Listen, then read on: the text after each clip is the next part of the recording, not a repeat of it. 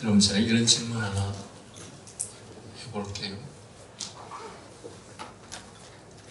어떤 사람이 아들을 정말 낳고 싶어서 열심히 하나님께 아들을 달라고 열심히 기도를 했습니다. 그런데 아들을 낳았습니다.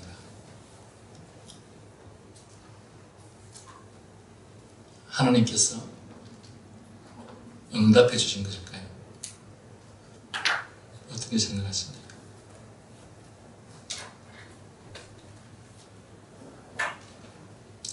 자, 이렇게 생각을 해보십시다. 원래 하나님께서 딸을 주시려고 했는데 내가 그렇게 열심히 아들을 달라고 기도하니 내가 계획을 변경시켜서 아들을 줘야겠다. 그래서 아들을 주셨습니까? 여기에서 사람의 지식 또는 사람의 지혜가 하나님의 지혜보다 더 뛰어나기 때문에 그래서 너가 기도하는 그 기도를 들어보니 너의 말이 더 맞구나. 그래서 내가 너의 기도를 내가 원래 생각했던 것을 계획을 변경시켜서 내가 너의 기도처럼 그 기도를 들어주겠다. 이렇게 하시는 분이 하나님이십니까? 때때로 사람들이 결혼을 할 때 나는 배우자가 키는 175 이상, 학벌은 최소한 대졸 이상, 연봉은 최소한 3천 이상, 이런 것들을 위해서 내가 열심히 기도를 했더니 하나님께서 응답해 주셔서 기가 막히게 내가 원하는 사람을 주셨다. 하나님께서 응답해 주셨다. 저는 이런 말들을 하는 사람들의 말들을 많이 들었습니다. 심지어 그 중에는 목사님도 그런 말을 하는 것을 들었습니다. 자기의 아내가 자기가 기도한 그대로 하나님께서 들어주셨다. 근데 우리는 여기에서 이런 생각을 하지 않을 수 없습니다. 그렇다면 하나님의 지식과 지혜는 우리보다 못한 것이구나. 그리고 하나님은 나의 현실과 상황을 잘 모르시는구나. 나의 상황과 현실은 내가 하나님보다 더 낫고 또 나의 생각과 지식은 하나님께서 나에 대해서 계획하셨던 것보다 더 뛰어나고 낫다고 그렇게 말할 수 있습니까? 우리는 늘 배우기를 하나님의 지혜는 완전하다고 배웠습니다. 하나님의 뜻은 결코 변함이 없다고 배웠습니다. 왜냐하면 하나님은 전능하시기 때문에 그렇고 하나님은 영원하시기 때문에 그렇고 하나님은 무한하시고 무궁하시기 때문에 그렇다고 했습니다. 그래서 성경은 우리들에게 예수님께서 마태복음서를 통해서 우리들에게 말씀하시기를 그런 것들을 위해서 기도하지 말라고 하십니다. 하나님께서는 우리 기도할 때 하나님께서 기도하라고 한 것들만 기도하라고 하는 것입니다. 왜냐하면 우리 개개인의 모든 삶에 대해서는 하나님께서 너무도 잘 아시고 우리의 필요와 우리에게 무엇이 있어야 할지 우리가 어떤 삶을 살게 되는 것이 하나님이 보시기에 합당한 것이고 그것이 최선인지에 대해서 우리는 우리의 미래에 대해서도 알지 못하고 우리의 장래에 대해서 아무것도 알지 못하시면 하나님은 우리의 미래와 장래까지도 다 알고 계시기 때문에 우리들에게 맞게 모든 필요를 채워주십니다. 그래서 너희가 기도하고 소원할 것은 하나님 뜻에 합당한 것을 하나님께서 기도하라고 한 것들을 기도하라 해야 하는 것이죠. 그래서 우리 주님께서 우리들에게 주 기도문을 가르쳐 주시면서 너희는 이렇게 기도하라. 또 너희는 이런 내용들을 기도하라. 이런 것에 합당한 것을 근거로 해서 기도하라 라고 말씀하십니다.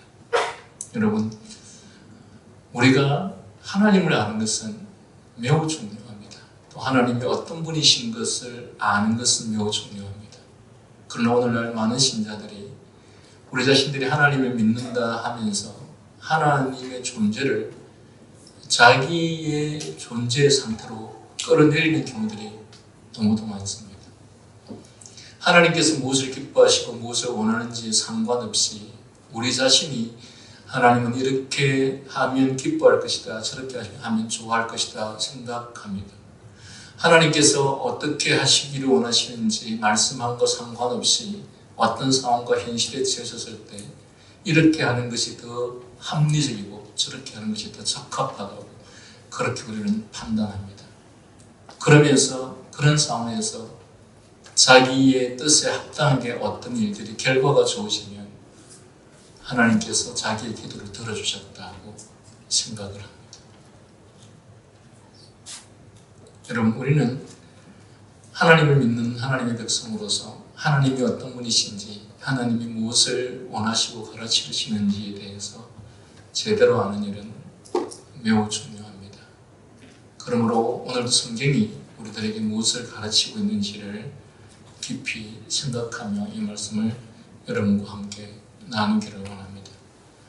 우리는 지난 구절 예화를 통해서 예수님께서 이 땅에 초림하실 것을, 즉 베들레헴의 말구유를 통해서 예수님께서 이 땅에 메시아로 오실 것을 약 500년 전인, 예수님께서 태어나실 약 500년 전인 이 스가랴 선지자를 통해서 하나님께서 예언하신 것을 말씀을 통해서 배웠습니다. 그리고 그렇게 해서 스가랴의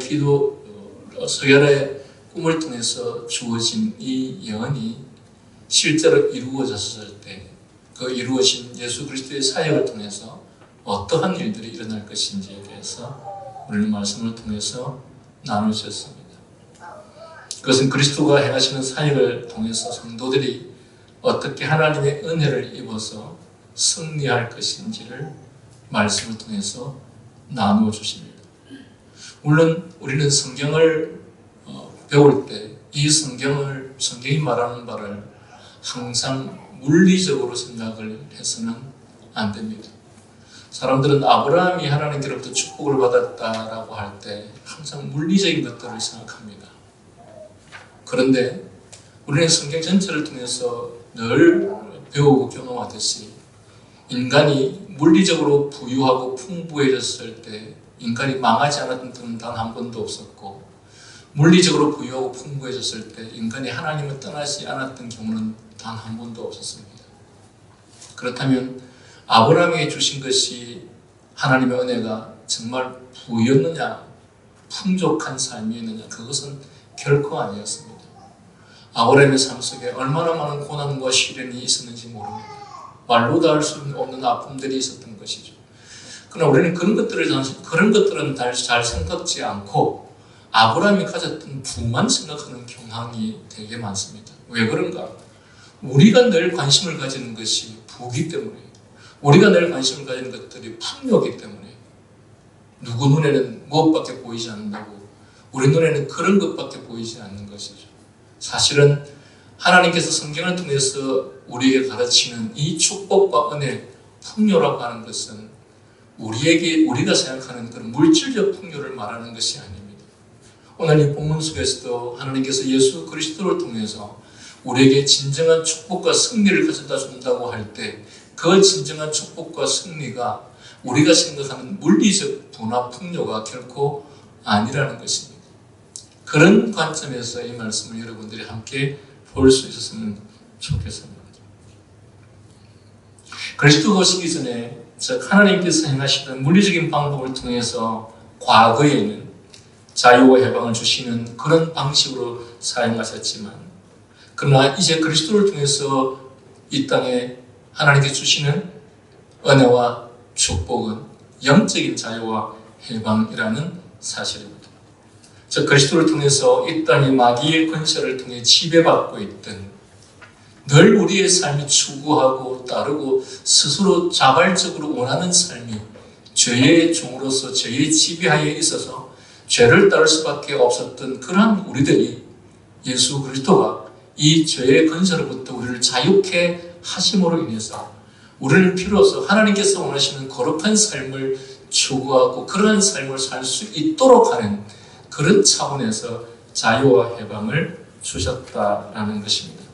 그리고 그 결과는 하나님의 백성들의 승리로 기결되는 내용이 바로 우리가 지난주에 나누었던 말씀입니다. 그리고 이런 당신의 백성들에게 주셨던 축복과 은혜는 이미 오래전 선지자를 통해서 언약하셨던 내용이었습니다. 우리가 지난주에 언약에 대해서 다시 한번 말씀을 나누었지만 하나님께서는 하나님이 언약하신 것들은 반드시 이루시고 역사하십니다. 왜냐하면 그분은 전능하시기 때문에 그렇습니다. 그분은 전능하시기 때문에 당신께서 언약하신 약속하신 것들을 반드시 지키실 수 있습니다. 그것은 어떤 환경과 상황과도 상관없고 또한 그 언약을 받들은 사람이 부족한 사람이건 아니건 아무 상관이 없습니다. 하나님은 천지를 창조하실 만큼 전능하신 분이시기 때문에 또한 그분의 약속과 그분의 계획은 결코 변경될 수 없는 것이 그분의 지혜가 완전하고 완벽하기 때문에 그분의 지혜가 또한 영원하고 무궁하시기 때문에 그래서 그분의 뜻과 계획은 결코 변경될 필요가 없습니다. 따라서 바로 그 이유 때문에 하나님의 언약은 반드시 지켜질 수밖에 없다는 사실입니다. 그리고 그 역사의 결과로 비유를 통해서 말씀하시기를 갇힌 자들을 물 없는 구덩이에서 해방시키신 것처럼 하나님의 백성들을 그렇게 자유와 해방을 맛보도록 하시겠다고 말씀하셨습니다. 그렇습니다. 예수 그리스도를 믿음으로 인해서 주어지는 이 자유와 해방감은 사실 세상 어디에서도 경험할 수 없는 엄청난 축복일 뿐만 아니라 또한 그것은 결코 일시적이거나 순간적이거나 부분적인 것이 아닌 영원한 것이며 전체적인 것임을 알 수 있습니다. 그렇다면 여러분은 이러한 그리스도로 인해서 주어지는 진정한 자유와 해방의 기쁨을 맛보았다고 자신 있게 말씀할 수 있습니까? 제가 조금 전에 예수 그리스도를 믿음으로 인해서 예수 그리스도에 대한 믿음은 우리들에게 진정한 자유와 해방감을 맛게 해준다고 이야기를 했고 그리고 이 자유와 해방감은 세상 어디에서도 경험할 수 없는 엄청난 축복일 뿐만 아니라 그것들은 일시적이거나 순간적이거나 그리고 부분적인 것이 아닌 전체적이고 영원한 것이라고 말씀드렸습니다. 그렇다면 여러분들은 어떻습니까? 예수 그리스도로 인하여서 예수 그리스도를 믿음으로 인해서 주어지는 이 자유와 해방감이 무엇인지 알 수 있습니까? 그렇게 사람들에게 설명할 수 있겠습니까? 사도 바울은 이 기쁨과 자유함이 얼마나 큰지에 대해서 그 감격이 얼마나 그 가치가 얼마나 대단한지 그런 지금까지 자신이 이루고 성취한 모든 것 인생은 어릴 때부터 자기 자신의 꿈을 위해서도 그렇고 또한 부모가 자식을 그렇게 만들기 위해서 즉 성공하게 하기 위해서 얼마나 많이 노력하게 하는지 모릅니다. 우리가 노력하는 그것을 성취하면 거기에 진정한 해방과 자유와 기쁨이 있을 것이라고 생각합니다. 최고의 학벌을 갖게 되거나 최고의 부를 갖게 되거나 최고의 권세를 갖게 되거나 또한 최고의 명예를 갖게 되면 거기에는 진정한 기쁨과 해방감이 있을 것이라고 생각합니다. 아무리 하나님께서 말씀을 통해서 그렇지 않다고 설명을 해주고 있음에도 불구하고 우리는 그것을 믿지 않습니다. 우리가 그것을 믿고 있지 않다라고 하는 명백한 이유는 우리는 때때로 그것을 포기해야만 하는 상황 속에서 우리는 주의를 지키지 않을 만큼 그것을 포기하지 못하는 그런 연약한 믿음을 갖고 있거나 또는 하나님의 약속에 대한 믿음을 갖고 있지 못함을 언제든지 우리 스스로의 삶을 통해서 증명해 보이고 있기 때문입니다. 그러나 사도 바울은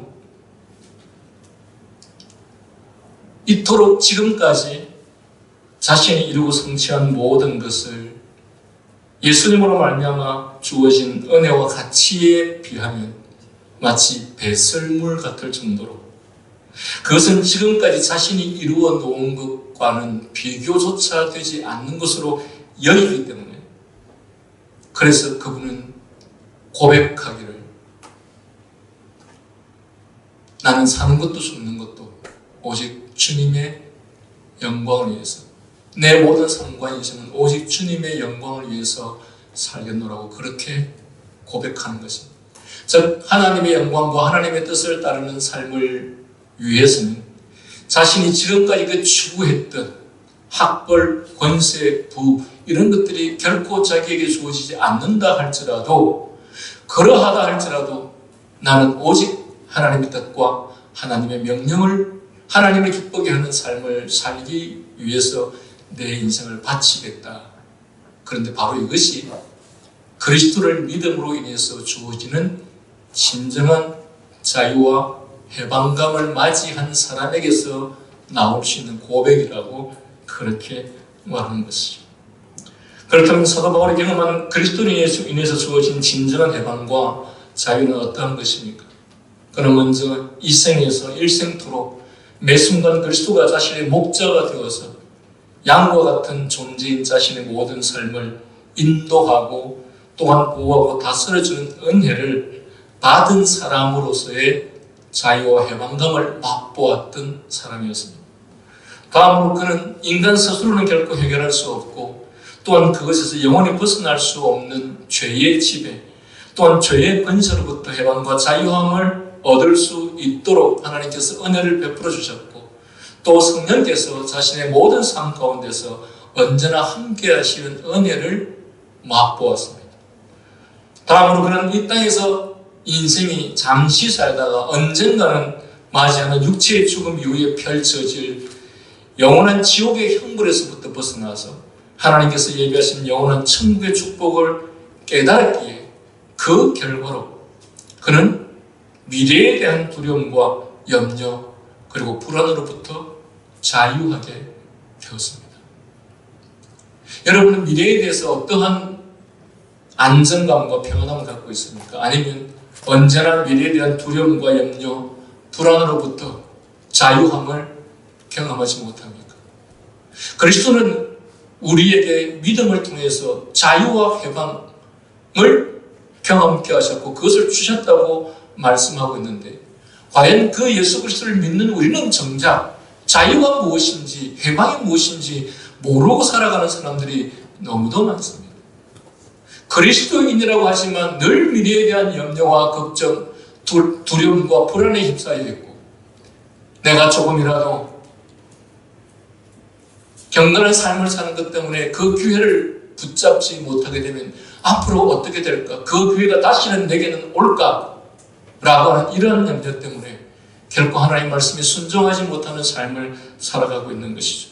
그렇다면 그가 과연 예수 그리스도를 믿음으로 말미암아 누리게 되는 자유함과 해방감을 맞이한 사람이라고 볼 수 있을 것인가? 그러나 사도 바울은 이러한 두려움과 염려 불안으로부터 자유하게 되었습니다. 실제로 또한 그는 성령의 은혜를 통해서 영혼의 자유함을 누렸고 그로 인해서 그의 마음, 감정은 언제나 성령의 도우심으로 인해서 또 자신의 삶에 언제나 함께 하시고 미래에도 함께 하실 하나님의 은혜로 말미암아 감정적으로 위로와 안식과 자유함을 누렸던 사람이었습니다.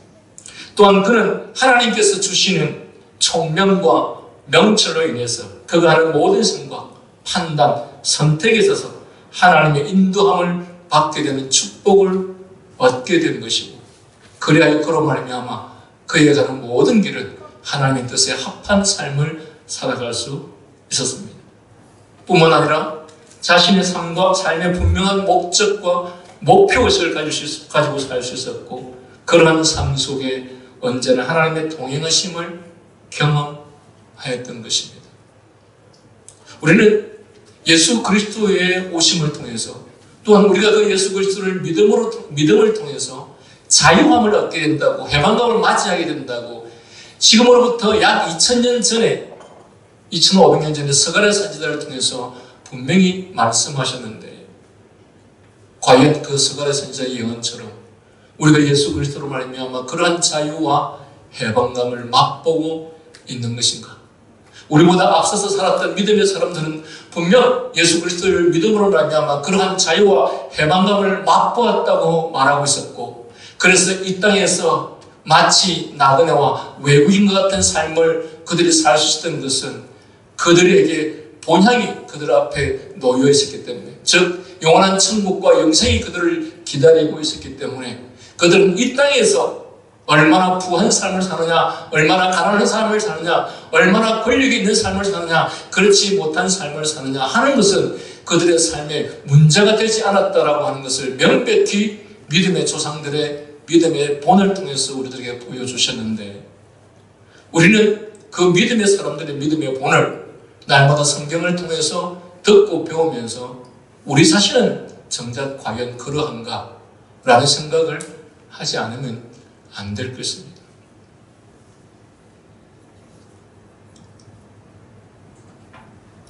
우리는 그리하여 지난주 본문에서 말하고 있는 도저히 스스로의 힘으로는 벗어날 수 없는 곳으로부터 갇혀 있으나 소망을 품은 자들아라고 말함으로써 현재 우리의 처지와 하나님께 나아가는 자들의 처지를 비교해주고 있는 것을 볼 수 있습니다.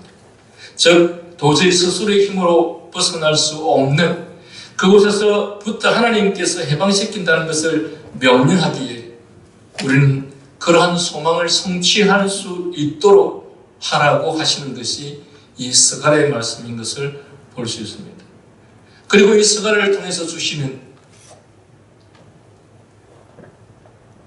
이 소망은 그 누구도 빼앗을 수 없는 완벽한 소망이며 불변하는 소망입니다. 우리는 자주 그리스도를 믿음으로 말미암아 또한 하나님의 은혜를 입음으로 말미암아서 나는 소망을 가졌다, 마음의 평강을 얻게 되었다라고 때때로 고백하기도 합니다. 그러나 여러분, 주님께로부터 온 이 소망은 빼앗기지 않는 소망입니다. 또한 어떠한 존재도 그 소망을 빼앗을 수 없는 소망입니다. 그래서 그 소망은 완벽한 소망이며 그 소망은 불변하는 소망입니다. 그리스도로 말미암아, 그리스도를 믿음으로 말미암아, 그리스도 은혜로 말미암아 주어지는 이 소망은 변하지 않는 소망이라는 것입니다. 왔다 갔다 하는 소망이 아닙니다. 상황에 따라, 현실에 따라, 환경에 따라 왔다 갔다 하는 그런 소망이 아니라는 것입니다. 변함이 없는, 그리고 그 소망은 완전한 소망인 것입니다. 왜냐하면 왜 그것이 완전하고 왜 그것이 불변한 소망이냐? 그 이유는 그 소망이 전능하신 하나님께서 주신 소망이기 때문에 그렇습니다. 인간이 주는 소망은 사실은 믿을 수 없고 아무것도 보장할 수 없습니다. 그러나 하나님께서 주신 소망이라면 그 소망은 불변한 것이고 완전한 것이고 변하지 않는 것이고 완벽한 소망일 것입니다. 그래서 이 소망은 누구도 빼앗을 수 없다라고 하는 것입니다. 그런데 하나님께서, 이 언약의 하나님께서 이 소망에 대해서 당신의 백성들에게 약속하셨습니다. 전능하신 그 하나님께서 우리에게 약속하신 것입니다. 그래서 결론은 우리로 하여금 그 약속을 붙잡으라라는 것입니다. 그러하기에 하나님께서는 당신의 백성, 당신의 택하신 백성, 당신의 언약의 대상이 되는 백성들을 향해서 너희는 요새로 너희의 산성이신 하나님께로 돌아오라. 오늘날 이 시대의 많은 교회들은 하나님께로 돌아오라라고 분명히 말을 하고 있습니다. 그러나 하나님께로 돌아오라고 했을 때, 그 하나님 앞에 돌아왔었을 때 그들에게 주어진 축복이 무엇이냐라고 할 때 그것이 마치 물리적인 것을 이야기할 경우가 많이 있습니다.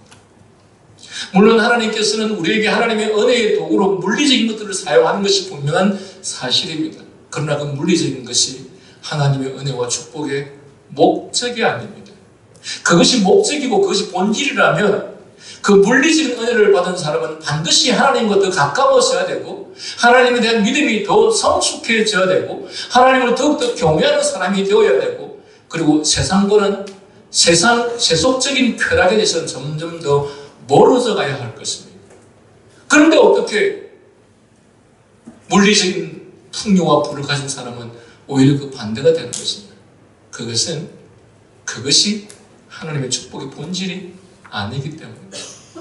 하나님께서는 당신의 백성들에게 축복하실 때에 때로는 부를 사용하시기도 하고 그리고 그 반대로 우리에게 고난과 가난도 사용하시기도 합니다. 따라서 가난과 고난, 부와 풍요는 하나님께서 은혜를 베풀어 주신 하나의 수단에 불과한 것이지 그것 자체가 결코 목적이 아니라는 것이죠. 그래서 하나님께서는 우리에게 그 궁극적인 은혜와 사랑과 축복을 베풀어 주시는 우리의 요새이시고 또한 산성이신 그리스도께로 나오라. 그것이야말로 우리의 진정한 피난처이기 때문입니다. 그 피난처는 전능하신 하나님, 영원히 존재하시는 하나님, 세상의 통치자요 또한 주권자이신 하나님, 그리고 우리를 위해서 자기 자신의 전부를 주신 분이 바로 그 하나님이십니다. 여러분, 우리가 그럼에도 불구하고 이분을 신뢰하지 못한다면 도대체 무엇을 해주어야 우리가 신뢰할 수 있겠습니까? 하나님은 전능하십니다. 영존하십니다. 세상의 통치자이십니다. 세상의 주권자이십니다. 뿐만 아니라 그분은 우리를 위해서 자신의 모든 것, 자신의 독생자 예수 그리스도까지도 주신 분이십니다. 그 정도로 주신 분이시면 우리에게 무엇을 더 주어야 우리가 믿고 우리에게 무엇을 더 주어야 그분을 신뢰하고 그분을 따를 수 있겠습니까? 그런데 이 정도로 하나님께서 하나님의 존재를 하나님께서 하신 일을 우리들에게 가르치고 알려주셨음에도 불구하고 오늘 신자들은 여전히 하나님 저에게 우리에게 이것을 보여주시면 이것을 들어주시면 이것을 행해주시면 제가 하나님을 믿겠습니다. 여러분은 이렇게 하나님 앞에서 거래하시지 않습니까? 하나님 저를 합격시켜 주시면 하나님 저를 성공하게 해주시면 하나님 저를 부하게 해주시면 그러면 제가 열심히 하나님을 믿겠습니다.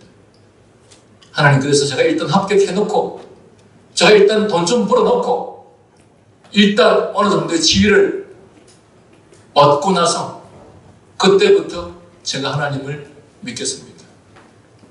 여러분 지금까지 제가 나열한 그 모든 것들을 우리들에게 가르쳐주신 그 하나님을 믿지 못하는 자가 하나님께서 이러한 사소한 물리적인 것들을 주시면 그가 믿을 것 같습니까? 천만의 말씀. 공부를 잘 안 하는 학생들은 자꾸 핑계를 댑니다. 이 학원에는 뭐가 마음에 안 들고 저 학원에는 뭐가 마음에 안 들고 이 학원에는 어떤 선생님이 마음에 들지 않고 저 학원에는 어떤 선생님이 마음에 들지 않고 마찬가지로 신앙도 마찬가지입니다. 이 교회는 뭐가 마음에 들지 않고 저 교회는 뭐가 마음에 들지 않고 그래서 결론은 뭐냐? 그래서 결론은 교회를 안 다니겠다는 것이에요. 여러분 정말 어떤 학생이 자기의 공부를 해서 대학을 합격하겠다고 한다면 그는 좋은 학원이 없으면 좋은 학교가 없으면 끊임없이 좋은 선생을 찾아다닐 수밖에 없고 그것도 안 되면 텔레비전을 통해서 인터넷을 통해서 나오는 교육방송이라도 열심히 들어야겠죠. 그런데 아무것도 하지 않는다. 그러면서 이런저런 핑계를 댄다. 그 사람은 근본적으로 하고 싶은 마음이 없는 사람. 우리가 주님을 믿는 일에 있어서도 신앙생활을 하는 일에 있어서도 우리가 이런저런 핑계를 대면서 하지 않는다고 한다면 그는 기본적으로 하나님을 믿고자 하는 마음이 전혀 없는 사람입니다. 그러나 반면에 하나님에 대한 믿음과 신앙을 갖고자 하는 사람이라고 한다면 정말 참된 올바른 신앙을 가르쳐주는 것이 없다면 어떻게 해서라도 그것을 찾을 수밖에 없고 또한 찾기 위해서 노력할 수밖에 없겠죠. 여러분, 하나님은 우리에게 전부를 주신 분이십니다. 그렇기 때문에 그분의 약속, 그분이 주신 소망은 믿을 만하고 또한 그분은 전능하시고 이 세상의 주권자이시기 때문에 그분을 요사로 삼고 그분을 산성으로 삼는 자에게는 은혜와 복이 주어질 수밖에 없다는 것입니다. 우리 자신들에게 이 놀랍고도 위대한 은혜를 주시고자 늘 준비해 계시는 분이 계심에도 불구하고 우리는 거기에 나아오지 않으면서 하나님께서는 내게는 뭘 주시는 것이 없다, 내게는 뭘 아무것도 주시지 않는다고 끊임없이 우리는 원망하거나 불평하거나 변명하고 있는 것 같습니다. 그러나 하나님께서는 자기의 품으로 돌아오는, 그리스도의 품으로 돌아오는 자들에게는 하나님의 은혜와 축복을 배나 내게 갚을 것이라고 말씀하십니다. 그리고 오늘 말씀 14절, 여호와께서 그 위에 나타나셔서 그 산을 번개같이 쏘아내실 것이며, 이 말은 앞 본문에서 우리를 초청하는 그리스도께서 하나님의 백성들과 그의 교회를 보호하기 위하여 그가 어떻게 그들의 머리 위에서, 즉 다시 말하면 하늘에서부터 너희들을 위해서 싸워주실 것을 보여주고 있는 말씀입니다. 우리 주님께서는 지금 하늘로 올리오사 하나님의 우편에 앉아 계시지만 그의 종들, 그의 백성들이 거하는 곳에는 그 어디에서나 함께 역사하시며 그들을 도우신다는 것이 바로 이 말씀의 뜻입니다. 그리고 그분은 그래서 도우시는 것뿐만 아니라 그들을 위해서 싸우시겠다고 말씀하십니다. 여러분, 이 세상은 아직도 여전히 마귀의 권세가, 죄의 권세가 다스리고 있기 때문에, 그래서 우리 주님께서는 우리를 도우실 뿐만 아니라 우리를 위해서 싸워주시겠다. 그 싸우시는 분이 누구이십니까? 전능하신 우리의 하나님이십니다. 그뿐만 아니라 주 여호와께서 나팔을 불리시며 남방 겨울의 바람을 타고 행하실 것이라고도 말씀하고 있습니다. 이 말은 여호와께서 친히 우리의 대장이 되시어서 전쟁의 호령자가 되실 것을 말씀하고 있습니다. 즉 하나님께서 어떻게 그 크신 권세로서 성도들을 위해서 친히 싸워주실 것인지를 비유적으로 표현하고 있는 말씀입니다. 그리고 15절 말씀은 하나님의 백성들의 승리와 축하잔치를 말하는 것으로, 본문의 첫 말씀은 만군의 여호와께서 그들을 호위하시리니라는 말로 시작합니다. 이 말씀의 뜻은 여호와께서 그의 백성들의 방패가 되어서 그들을 지키시고 또 싸우시며 저들로 승리케 하신다는 말씀입니다. 즉 그들의 안전은 세상의 도움 없이 하나님만으로 충분하며 또한 그분이 능히 그들을 언제든지 얼마든지 안전하게 하실 수 있다는 사실을 가르치고 있는 것이죠. 그 다음 본문의 말씀은 싸우는 그의 백성들이 그의 원수들을 어떻게 진멸할 것인지를 보여주는 말씀입니다. 그들이 원수를 삼키며 물맷돌을 밟을 것입니다. 이 구절은 승리자들의 기쁜 잔치의 장면을 예언적으로 묘사하는 말로서 원수들이 쏘아 보낸 물맷돌로 하여금 이제는 그것이 오히려 밟히는 쓸모없는 것이 되고 말았다는 뜻이기도 합니다. 또 그들이 피를 마시고 즐거이 부르기를 술 취한 것 같이 할 것인즉 피가 가득한 동이와도 같고 피 묻은 제단 모퉁이와도 같을 것이다.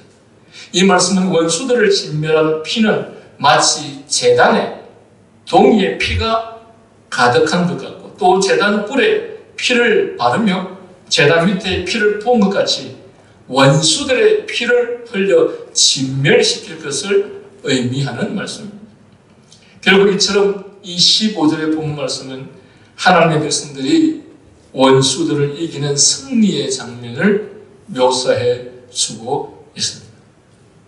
오늘 신자들이 자신에게 주어지는 여러 가지 상황과 환경을 바라보면서 그 환경 너머에 있는 환경을 다스리시는 하나님을 의식하지 않고 하나님을 바라보지 못할 때 우리는 그 환경이 우리가 보기에 우습게 보이면 얼마든지 승리할 것처럼 보이고 그 환경이 도무지 우리가 이길 것 같이 보이지 않으면 우리는 패배할 것이라고 생각을 하죠. 그러나 여러분, 우리들 앞에서, 믿음의 사람들 앞에서 환경이라고 하는 것은 아무런 의미가 없습니다. 왜냐하면 여러분들은 홍해를 잘 아시지 않습니까? 홍해라고 하는 거대한 환경이 놓여졌을 때 믿음이 없는 사람들의 눈에는 그 홍해는 도무지 건널 수 없는 곳이죠. 그러나 모든 상황과 환경을 지배하시는 하나님께서 함께 하실 때 그 홍해는 바다가 아닌 길이 되었던 것입니다. 이스라엘 백성들이 가나안 땅에 들어올 때 여리고 성은 난공불락의 성이었습니다. 그 성은 절대로 결코 이스라엘이 200만 명이 아니라 1000만 명이 그 여리고 성을 정복하려고 해도 할 수 없는 난공불락의 성이었습니다. 그러나 그 성은 하나님의 뜻과 명령대로 그냥 그저 그들이 성을 돌면서 찬송을 불렀던 것 외에는 아무것도 한 것이 없었지만 그 여리고 성은 무너졌습니다. 그러나 이 상황과 환경에 멸집이 당했던 이스라엘 백성들이 아이 성을 보면서 저곳에는 한 3,000명만 들어가면 얼마든지 승리할 수 있겠다. 상황과 환경을 지배하시는 하나님의 뜻과 존재를 의식하지 않고 모든 것을 환경적으로 판단했던 것들은 아이 성에서 철저하게 패배를 당했던 것이죠. 믿음의 사람들 앞에서 환경과 상황이라고 하는 것은 의미가 없습니다. 그것은 어쩌면 허상에 불과한 것입니다. 왜냐하면 하나님께서 그것들을 지배하시기 때문에. 그래서 믿음의 사람들은 상황과 환경을 바라보는 것이 아니라 언제나 하나님의 약속을 바라보고 살아가는 사람. 하나님의 약속이 그렇게 말씀하셨다면 자신의 눈앞에 어떤 상황과 환경이 주어진다 할지라도 그것은 전혀 의식할 필요가 없다라고 하는 것이죠. 이어서 16, 17절은 하나님의 백성들이 받을 영원한 축복을 기록하고 있습니다. 이 날이라는 말은 예수 그리스도께서 메시아로 오실 날을 상징하는 말입니다. 그날에 오면 그들의 하나님 여호와께서 그들을 자기 백성의 양떼같이 구원하시리라고 말했는데 여기서 그들이란 그리스도의 십자가 사역의 시작으로 인해서 어떻게 하나님의 구원의 역사가 이방 백성들에게까지 전해질 것인지 보편화될 것인지를 보여주는 내용입니다. 여기 스가랴 선지자는 계속 같은 주제를 언급하면서도 여러 다양한 비유로 당시로서는 그런 환경 속에 있었던 아직까지 그 상황이 그 현실이 주어지지 않았던 상황 속에서 이스라엘 백성들이 참으로 믿기 어려운 그런 일들을 지금 당신의 백성들에게 확정시켜 주려고 합니다. 그래서 선지자는 하나님께서 일반적인 방법으로 자신의 백성을 구원하지 않으리라는 사실을 상기시키고 있습니다.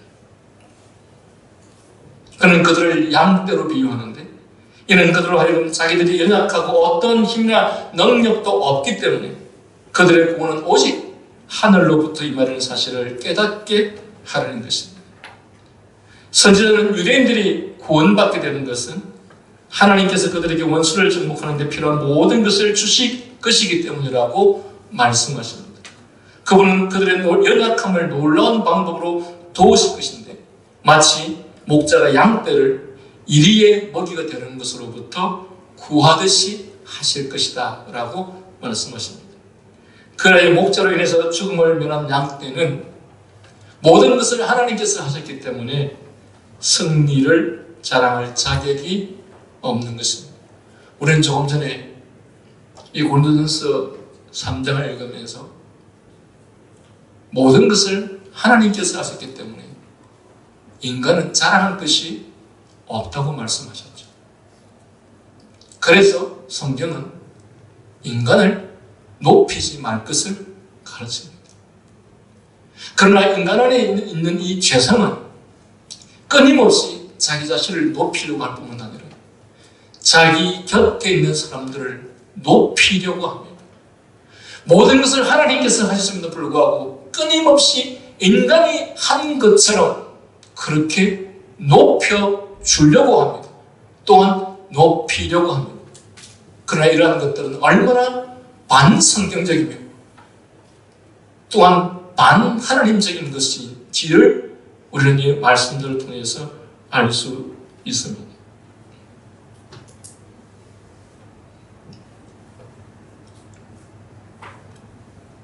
그러므로 목자로 인해서 죽음을 면한 양떼는 승리를 자랑할 자격이 없고 오직 목자에게 찬양을 돌려야 합니다. 따라서 하나님께서는 그들의 원수들로부터 유대인들을 구원하는 것이 바로 자신의 일이었다라고 말씀합니다. 제가 몇 주 전에 이 말씀을 나누면서 BC 333년, 즉 지금 이 스가랴가 BC 520년경에 이스라엘 백성들에게 지금 이 스가랴서를 말씀하시고 난 약 200년이 지난 이후에 알렉산더 대왕이 BC 333년에 이 이스라엘과 또한 블레셋 나라를 침공했다고 말씀하지 않았습니까? 특별히 알렉산더 대왕이 지중해 연안을 정복하여 모든 나라를 피로 물들인 다음에 유다에 이르렀을 때 하나님께서 알렉산더를 억제하지 않으셨다면 그가 어떻게 사륙이나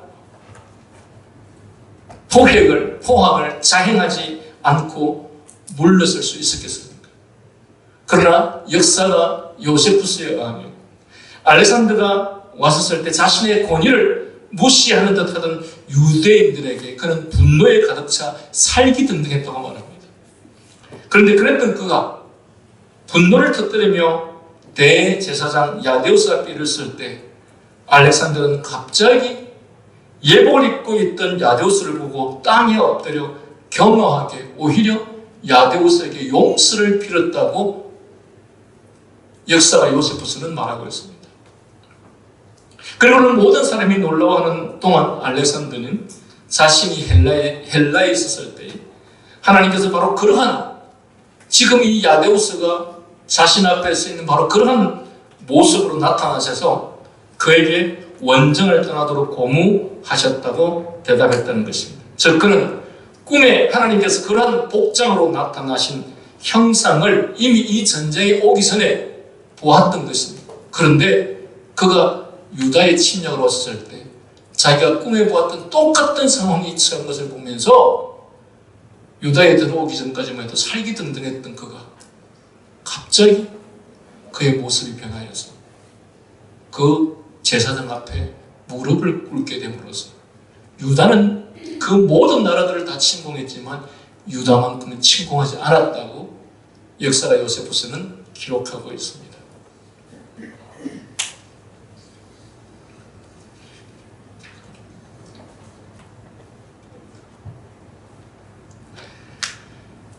17절로 넘어와서 그의 형통함과 그의 아름다움이 어찌 그리 큰지 곡식은 청년을 새 포도주는 처녀를 강건하게 했다. 선지자는 여기서 하나님의 놀라신 자비로 인해 유대인들이 세상적인 것을 버리고 그 앞에서 언급했던 이 지상의 복 또한 하나님께 주신 영원한 복을 소망하도록 가르치고 있습니다. 우리는 이 외침을 통해서 결국 하나님께서 모든 것을 하시기 때문에 선지자가 말했던 것이 더 확정됨을 볼 수 있는데 이는 마치 그가 누구든지 내가 말한 하나님의 은혜에 대해서 자기의 생각이나 경험을 따라 판단해서는 안 될 것을 말씀하고 있습니다.